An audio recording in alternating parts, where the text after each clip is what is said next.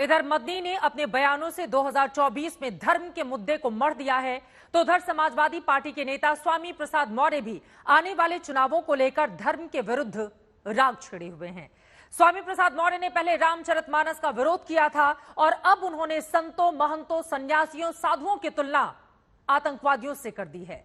जिस तरह से स्वामी प्रसाद लगातार हिंदुत्व के विरोध में बयानबाजियां कर रहे हैं, उससे समझना आसान है कि 2024 में वो किस पिच पर खेलेंगे। कोई कहता सिर काटेंगे, कोई कहता जीभ काटेंगे, कोई कहता हाथ काटेंगे, कोई कहता नाक और कान काटेंगे। लगता ये कसाई हो गए हैं। ये धर्मावलंबी नहीं बल्कि ये आतंकवादी हो गए। वो चमत्कारी बाबा है, वहीं बैठे बैठे चीन को भस्म करते, रोज बॉर्डर फैला करके परेशान करता रहता भारत को।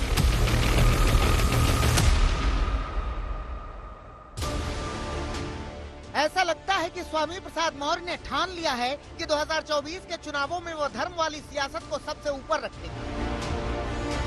तभी तो स्वामी प्रसाद मौर्य ने सबसे पहले रामचरितमानस पर अभद्र टिप्पणी की, फिर रामचरितमानस को लिखने वाले गोस्वामी तुलसीदास पर अभद्र टिप्पणी की, फिर रामचरितमानस को पूजने वाले सनातनियों पर अभद्र टिप्पणी की, फिर बौद्ध धर्म को सनातन से बड़ा धर्म बताया और अब वो संतों, महंतों, सन्यासियों, पुजारियों, पंडों को आतंकवादी बता रहे हैं, कसाई कह रहे हैं। आजकल के बाबाओं के पास, आजकल के साधु सन्यासियों, संतों के पास अपने जप और तप पे भरोसा नहीं है। उनको विश्वास नहीं रह गया, उनको अपने आराधना पर विश्वास नहीं है, इसीलिए साथ देने की हैसियत में नहीं है। और इसीलिए अब वो आतंकवादी की भाषा बोल रहे हैं। कोई कहता सिर काटेंगे, कोई कहता जीभ काटेंगे, कोई कहता हाथ काटेंगे, कोई कहता नाक और कान काटेंगे। लगता ये कसाई हो गए हैं। ये धर्मावलंबी नहीं बल्कि ये आतंकवादी हो गए।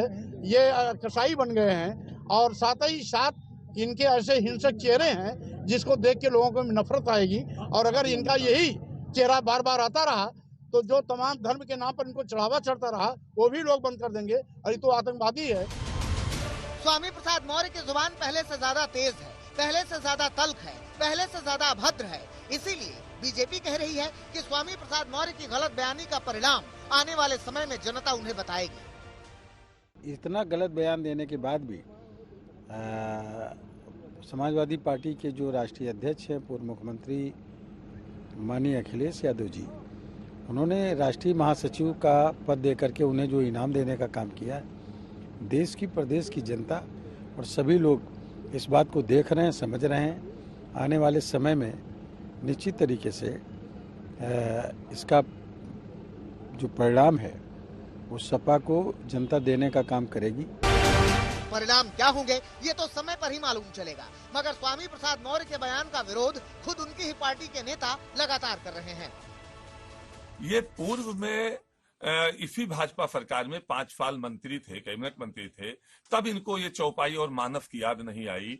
हमारी समाजवादी पार्टी की सरकार 5 साल थी तो ये नेता विरोधी दल थे, तब इनको ये मानव और मानव की चौपाई नहीं याद आई। उसके पहले 7 से 12 तक बसपा सरकार में कद्दावर नेता के रूप में कई विभागों के ये मंत्री रहे, तब इनको मानव की चौपाई नहीं याद आई।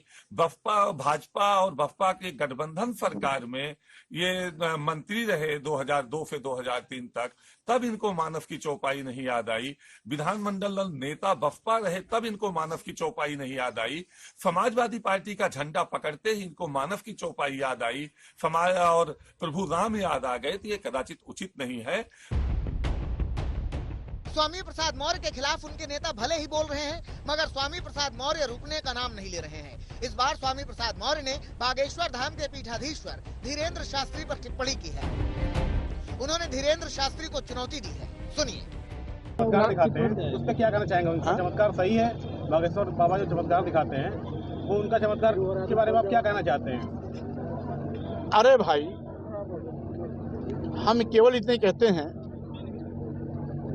कि अगर वो चमत्कारी बाबा है तो वहीं बैठे बैठे चीन को भस्म करते, रोज बॉर्डर फैला करके परेशान करता रहता भारत को।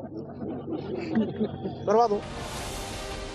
इस चुनौती पर बागेश्वर बाबा ने कोई जवाब नहीं दिया है, लेकिन इतना जरूर है कि बागेश्वर धाम हो या रामचरितमानस, दोनों के बहाने धर्म की राजनीति को हवा दी जा रही है ताकि आने वाले 24 के चुनावों में इसे भुनाया जा सके। सोनभद्र से विधु शेखर मिश्रा के साथ लोकेश चौरसिया, छतरपुर, आज तक।